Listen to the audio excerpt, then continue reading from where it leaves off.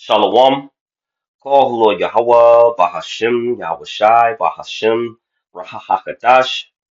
Double honors to the apostles and elders of Great Millstone. Peace and salutations to the hopeful elect scattered throughout the four corners of the globe. My name is Barad Debar, coming to you from the GMS campus, Indianapolis. And to all those listening and learning, to you, I say Shalom, especially to you so-called blacks, Hispanics, and Native Indians that make up the 12 tribes of Israel. Today is just going to go over a video that I was inspired by the Arrows of Indignation 144.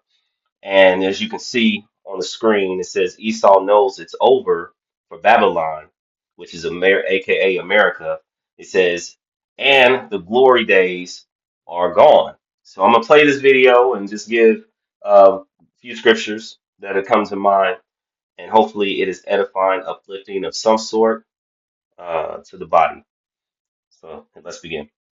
Young people have every reason to be enraged, and every issue they see, they look up, they get angry, and they see someone doing better than them, and then every day it is speedballed in their face that they are failing, that they are not doing as well as everyone around them. For the first time in our nation's history, a 30-year-old man or woman isn't doing as well as his or her parents were at 30. That is the social compact breaking down. People aged 30 to 34, 60% of them in 1990 had one child. Now it's 27%.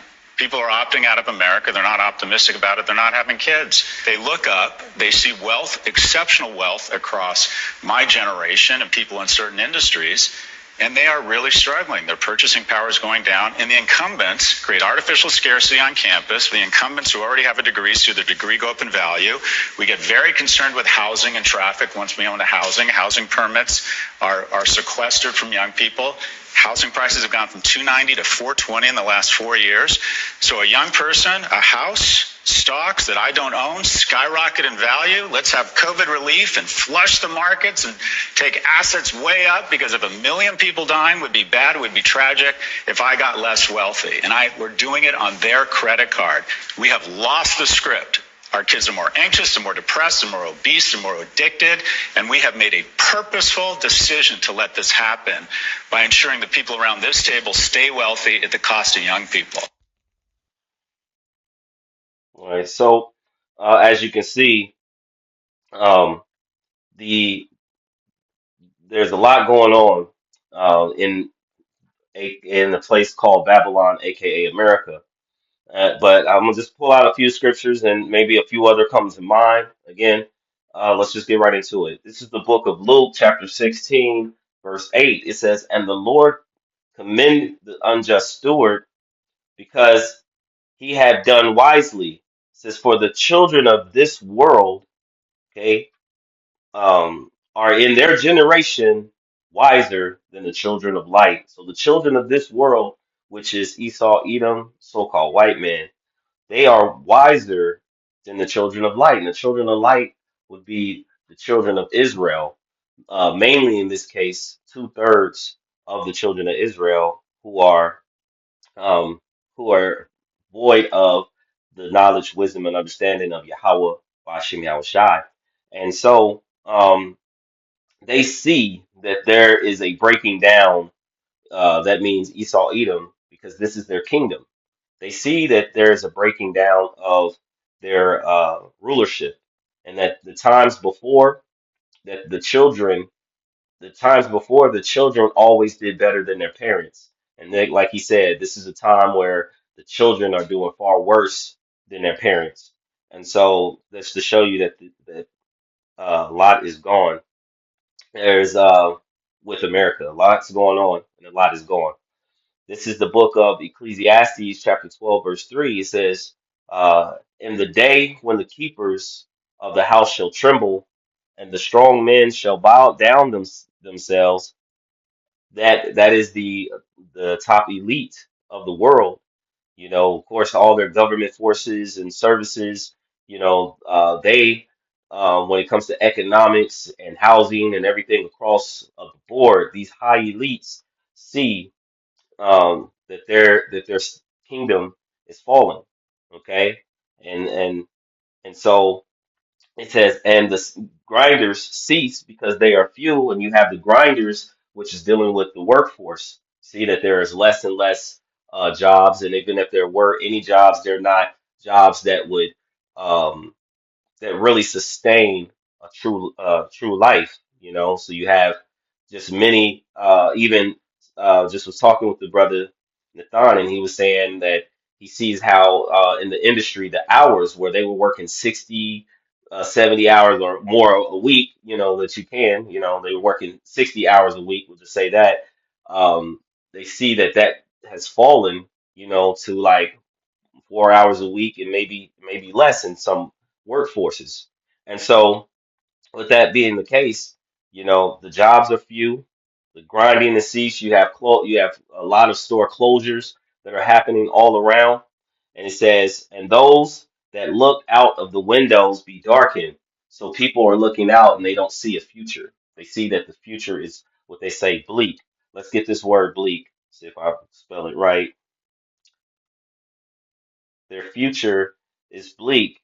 It says cold, lack of warmth, life, okay, grim, not hopeful or encouraging, depressing. And you heard how he said that, hey, um, they don't see they're not seeing a future, you know, a good future, and they don't have their hope. Their hope is lost here for America. This is the book of Isaiah, chapter 24, verse 11. It says, "There is a cry for wine in the streets." So people are looking for, you know, the truth, you know, but of course the Lord Yahweh Bashim Yahushai has blinded many about the truth. But there's a cry for the wine in the streets. All joy is darkened, so there's no they can't find, they don't see the truth. And even though the men are on the highways, byways, out teaching, you know, and of course this word is what gives us comfort of what's going on. But because they uh, don't, meaning 2/3 of our people don't tie themselves to the truth or the ways of the Heavenly Father, you know, the joy of their self, because these are the ones that we most, you know, we have, the Lord has his eye on. The other nations, they see it. Okay. It says that their joy is darkened, that there's no more mirth. There's no more mirth. And he says, and the mirth of the land is gone. So, you know, there's not a lot of partying, you know, a lot of festive eating, you know, and that's going to soon decrease as well because people can't afford it. Um, there is So I'll just read that one more time and we'll end. He says, Isaiah 24, verse 11, "There is a cry for wine in the streets. All joy is darkened, and the mirth of the land is gone." So there is no happiness, true happiness in the land. Because, of course, actually, we're going to leave with this.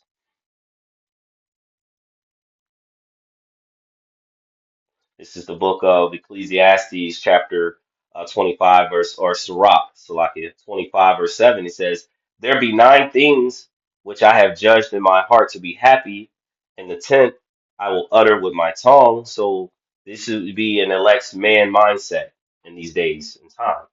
Okay. He says, "A man that have joy in his children." And so, of course, Yahweh Bashim Yahushai has joy in the elect, you know, and he's getting, and how is he showing his joy? By giving us his word. Okay. We have his laws, his statutes, and commandments. But he says, "A man that have joy in his children," and of course, that could be you taking care of your children, and our spiritual fathers have taken care of us through these scriptures.